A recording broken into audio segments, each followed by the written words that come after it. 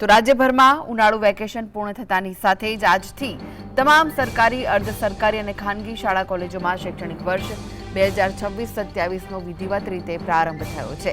છેલ્લા 2 મહિનાથી શાંત પડેલા શાળાઓના પરિસર અને વર્ગખંડો ફરી એકવાર વિદ્યાર્થીઓની ભીડ અને કિલ્લોલથી જીવંત બન્યા છે।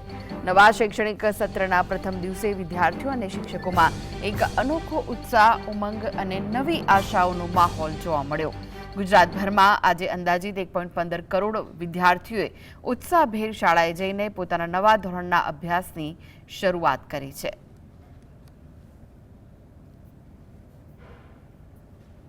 बहुत एक्साइटेड छे। वेकेशन में अमे बहुत बोर थई गया अने अमे स्कूल ने बहुत मिस करी छे। हवे स्कूल स्टार्ट थई रही छे ए वस्तुथी अमे बहुत एक्साइटेड छीए। अमे स्कूले आया फूल जोशथी अमारी तैयारीओ बी चाली रही छे 12मा धोरणनी। अमने बिल्कुल बीक लागे एवुं छे ज नहीं 12th स्टेन्डर्डना बोर्डनी एक्जाम माटे। अमे लोको पूरेपूरी तैयारी करीए छे अने टीचर्स बी अमने बहुत हेल्प करे छे।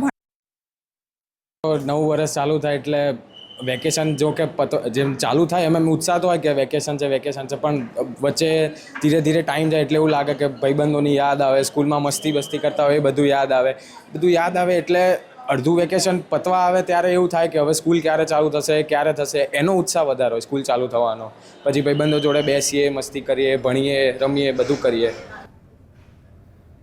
तो વધુ વિગતો માટે જોડાઈ ગયા છે સંવાદદાતા જતીન। આજથી શાળાઓનો પ્રારંભ થયો છે, શું વિગતો મળી રહી છે, કેવો માહોલ છે?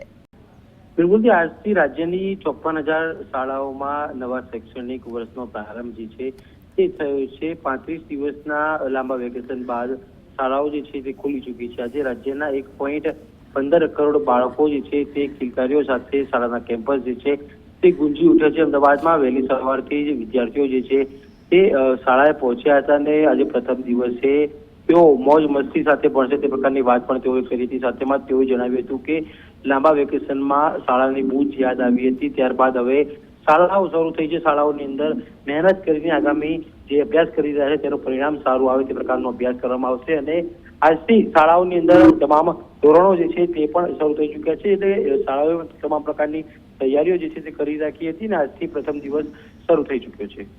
જી આભાર જતીન માહિતી આપવા માટે।